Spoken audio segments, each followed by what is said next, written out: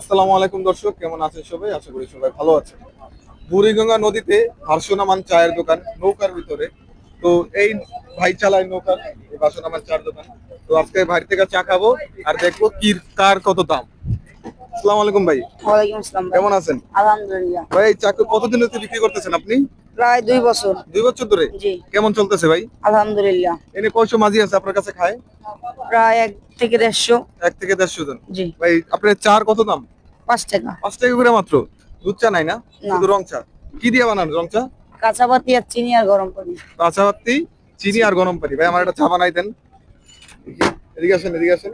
দেখেই ভাই এটা চা বানাই দিতেছে। দেখি চা খেয়ে আজকে দেখবো যে কিরকম লাগে ভাই চার দোকান। চিনি আদা দিতে আছে। এই কি আলগা পাত্তি ভাই? হ্যাঁ। আলগা পাত্তি।